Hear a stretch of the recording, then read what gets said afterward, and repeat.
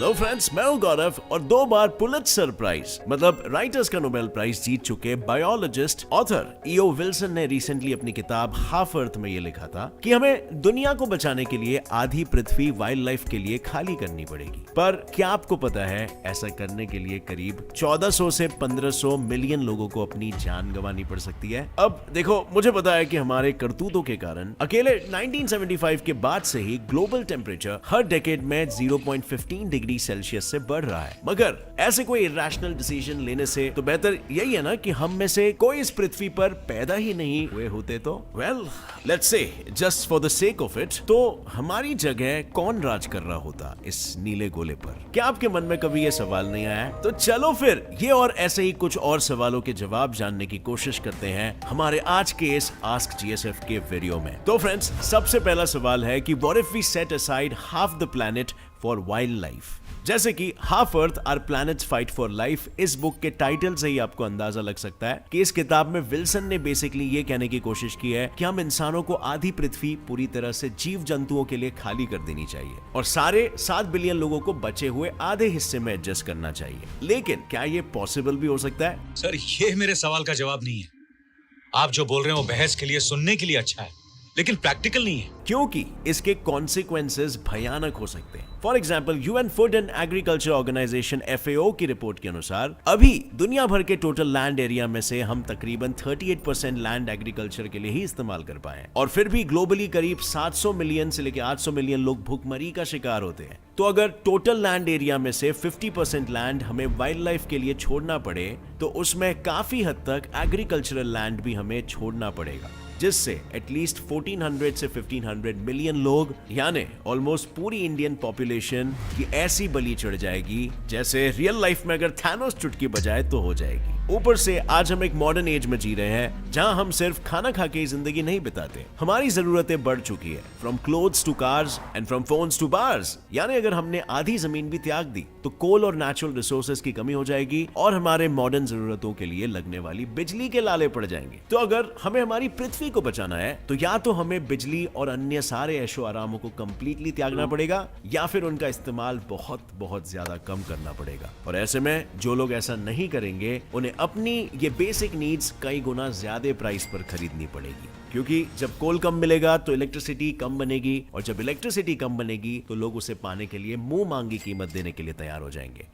School में सीखा हुआ डिमांड सप्लाई वाला कॉन्सेप्ट याद हो तो? लेकिन अब तक हमने सिर्फ ये डिस्कस किया कि स्प्लिटिंग के बाद क्या होगा, ये नहीं कि स्प्लिटिंग के दौरान क्या होगा। तो भाई लोग, अगर हमें आधी जायदाद भी जीव जंतुओं के नाम करनी पड़े तो पृथ्वी की एटलीस्ट आधी पॉपुलेशन को माइग्रेट करना पड़ेगा और जिंदगी फिर से नए से शुरू करनी पड़ेगी, जिसे पैसे वाले लोग तो झेल पाएंगे, लेकिन उनका क्या जो गरीब लोग होंगे। 1947 में सिर्फ इंडिया और पाकिस्तान के बीच माइग्रेशन हुआ था और करीब 1 मिलियन लोग मौत के घाट उतर गए थे। तो जब आधी पृथ्वी की जनता ही माइग्रेट करने लगेगी तब इमेजिन करो कितना केओस क्रिएट होगा। एंड यस, ये सब का अंदाजा ईओ विल्सन को भी था, इसीलिए एक्चुअली वो भी ये नहीं कह रहे हैं कि आधी पृथ्वी को खाली कर दो। उनका कहना बस यही है कि हर कंट्री, हर कॉन्टिनेंट में कुछ ऐसी जगहें बने जो वाइल्ड लाइफ के पनपने के लिए सबसे बेस्ट है। तो हर देश अगर इंडिविजुअली सिर्फ ऐसे एरियाज को भी स्ट्रिक्टली कंजर्व करना शुरू कर दे तो ग्लोबली 50% कंजर्व लैंड का गोल मुमकिन हो सकता है। हाँ, हो सकता है कि इससे फिर भी कुछ छोटे मोटे इकोनॉमिक लॉसेस हो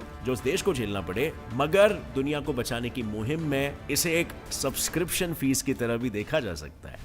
अब आगे बढ़ने से पहले फ्रेंड्स, क्या आप स्टॉक मार्केट में नए हो और सोच रहे हो कि ज्यादा प्रॉफिट शॉर्ट टर्म या लॉन्ग टर्म इन्वेस्टमेंट में कैसे मिलेगा? मैं जानता हूं ये आपकी मेहनत की कमाई है और स्टॉक मार्केट में नए हो तो चिंता भी स्वाभाविक है। स्टॉक मार्केट में मुनाफा कमाने का एक हल है, expert advice backed with quality stock research. पर इसके लिए सबसे जरूरी है एक मेंटोर का होना जो इन्वेस्टमेंट या ट्रेडिंग के लिए सही एडवाइस दे सके। स्टॉक मार्केट में इन्वेस्ट करने के लिए सबसे पहले आपके पास एक डीमैट अकाउंट होना चाहिए और मोतीलाल ओसवाल के साथ जुड़ने के बाद आपको किसी भी चीज की कोई चिंता करने की जरूरत नहीं, क्योंकि मोतीलाल ओसवाल इंडिया की one of the best brokerage companies में से है। इनके पास 22 लाख प्लस कस्टमर्स है। सबसे इंटरेस्टिंग बात तो यह है कि यहाँ 0 मेंटेनेंस चार्जेस है। डीमैट अकाउंट खोलने के लिए आपको सिर्फ एक पैन कार्ड, आधार कार्ड और बैंक प्रूफ लगेगा और मोतीलाल ओसवाल आपको एक पर्सनल स्टॉक एडवाइजर भी दे रहा है जो बताता है कि कौन सा स्टॉक खरीदना है और कौन सा बेचना है। इसके साथ आपको आपके मोबाइल पर real time stock recommendations Motilal Oswal के ऐप पर बिल्कुल फ्री भी मिलेगा। जैसे ही आप मोतीलाल ओसवाल पर अपना अकाउंट खोलते हो आपको एक वेलकम बास्केट दिया जाएगा वर्थ ₹25,000। इसमें आप उनके AI बेस्ड टूल्स भी यूज कर पाएंगे, साथ में आपको 3000 के डिस्काउंट कूपन्स एंड ₹1000 ब्रोकरेज का कैशबैक भी मिलेगा। देर किस बात की, डिस्क्रिप्शन डिस्क्रिप्शन में दिया गया लिंक क्लिक करें, अपना नाम, फोन नंबर और सिटी डालें और अपना डीमैट अकाउंट ओपन कर लीजिए ऑनलाइन। खैर, अब नेचर की बात हो ही रही है तो चलिए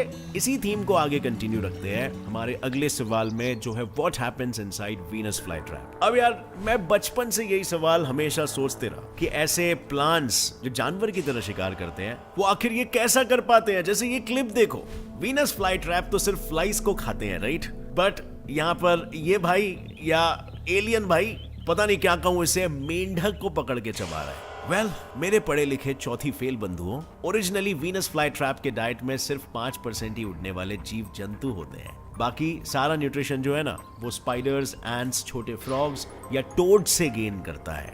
क्यों? क्योंकि ये नॉर्थ कैरोलिना के उस जगह में पाए जाते हैं जहां उड़ने वाले बग्स उतने नहीं मिलते। आई नो, अब आप पूछोगे कि असल में शिकार करते कैसे हैं और इनके अंदर जाने के बाद शिकार का क्या होता है। तो यार देखो, इन दोनों सवाल का जवाब ना सिंपल, एकदम डिम्पल है। जब वीनस फ्लाईट्रैप शिकार करने के लिए अपने जबड़े को खुला रखते हैं, तब उनके मुंह के अंदर मौजूद रेड ह्यू मटेरियल बहुत सारे इंसेक्ट्स को अपनी ओर खींचता है, और अगर ये पैतरा किसी इंसेक्ट पे नहीं चला तो प्लांट के उस मुंह के अंदर से स्वीट सी फ्रेग्रेंस भी आती है, जिसकी ओर अच्छे खासे सख्त टिड्डे भी खींचे चले आते हैं। ये सख्त टिड्डे जैसे ही प्लांट के मुंह के अंदर कहीं अपने पैर टिकाते हैं, प्लांट के मुंह में मौजूद कोई ना कोई सेंसिटिव हेयर हिलता है और वो प्लांट को ये सिग्नल देता है कि शिकार जाल में आ चुका है। और इसके बाद खेल खत्म।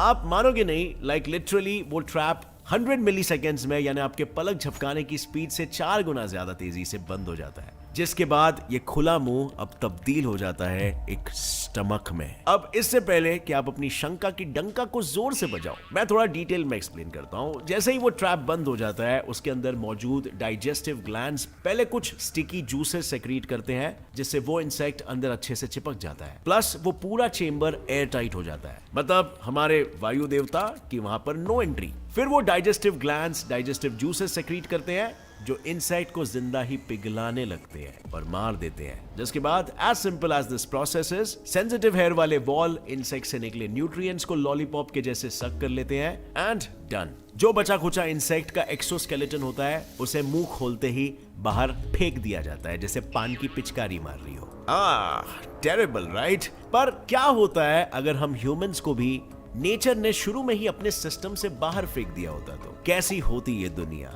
या सिंपल शब्दों में कहूं, if humans never appeared, what creatures would have ruled the earth? So friends, हमने रिसेंटली अपने वीडियो में ये देखा था कि कैसे हम यानी ह्यूमंस इस धरती पर आए। जो अगर आपने नहीं देखा तो मैं बोलूंगा बिल्कुल देखना वो वीडियो। उसका टाइटल है व्हाट हैपेंस बिफोर हिस्ट्री। उस वीडियो को रिलीज होते ही मेरे दिमाग में एक सवाल आया कि क्या होता होगा अगर सीक्वेंस ऑफ इवेंट्स हुए ही ना होते और इंसानों ने इस धरती पर कदम ही नहीं रखा होता तो। वेल, बाकी का तो नहीं पता, मगर सबसे पहले तो आज धरती का मीन ग्लोबल टेम्परेचर एटलीस्ट कुछ डिग्रीज कम होता और सभी जानवर बिना पंखे के एसी जैसी ठंडी हवा का मजा उठा रहे होते।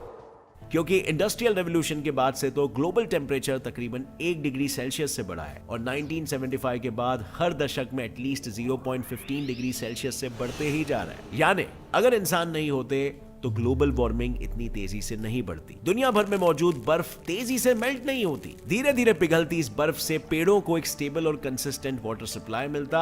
नदियां, तालाब हमेशा बिना प्लास्टिक वाले पानी से भरे रहते और आज जो घने जंगल सिर्फ अफ्रीका और ब्राजील जैसी चुनिंदा जगहों पर ही देखने को मिलते हैं, वो दुनिया के ज्यादातर कोनों तक फैले होते। मगर फिर यहाँ पर एक और सवाल खड़ा हो जाता है कि अगर हम अपनी नाक घुसेड़ने यहाँ पर टपके ही नहीं होते तो इस हरे भरे जन्नत पर कौन राज कर रहा होता? वेल, इस सवाल का जवाब इतना आसान नहीं है, क्योंकि इंसानों के अलावा भी ऐसे कई जीव हैं जिनको अगर इंसानों जितना ही समय मिलता प्रॉपरली इवॉल्व होने के लिए तो शायद वो भी मॉडर्न ह्यूमंस इतने ही एडवांस्ड होते। मिसाल के तौर पर स्क्विरल्स जैसे जीव को देख लो, जो काफी समझदार होते हैं और अपने सीड्स को जमीन के नीचे छुपा कर रखते हैं, यानी बीज बोना। अगर उनके सिर पर हर वक्त शिकार बनने का ख्याल ना छाया होता तो वो बहुत जल्द ये पता लगा लेते कि वो हमेशा से जो करते आ रहे हैं ना, वो असल में खेती है और वो इस बिना इंसानों वाली दुनिया के किसान बनते।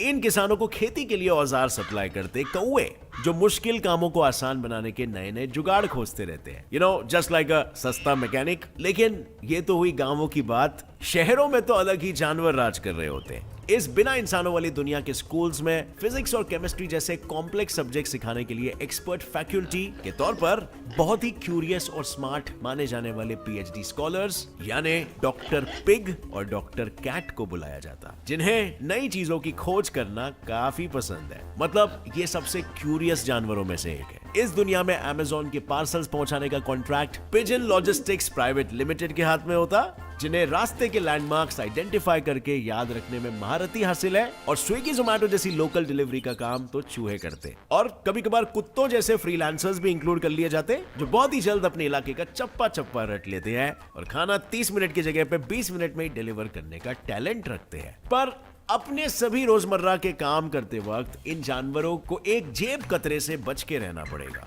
रकून से। ये वो जानवर है जो प्रॉब्लम सॉल्विंग में शायद सबसे आगे है, मगर ईमानदारी से कमा के खाना इसकी शान के खिलाफ है। खैर, इस पूरे स्टोरी की मदद से बेसिकली मेरे कहने का मतलब ये था कि अगर ह्यूमंस नहीं होते ना, तो ये और ऐसे ही कुछ हाई आईक्यू वाले जानवर हो सकते हैं जो आज इस पृथ्वी पर राज कर रहे होते, और साथ में बैठ के ये डिस्कस कर रहे होते कि अगर उनकी जगह पे मंकीज इवॉल्व हुए होते तो दुनिया कैसी होती। Sounds familiar, right? आपका इस पर क्या ख्याल है भाई लोग? नीचे कमेंट सेक्शन में जरूर लिखना, और अगर इस वीडियो से कुछ भी नया सीखने मिला तो एक लाइक जरूर ठोकना। Get set fly science channel को अभी सब्सक्राइब कर लो और बेल नोटिफिकेशन दबा लो, ताकि आगे आने वाली कोई भी वीडियो की अपडेट आप मिस ना कर सको। With that said, as always, stay curious, keep learning and keep growing. जय हिंद।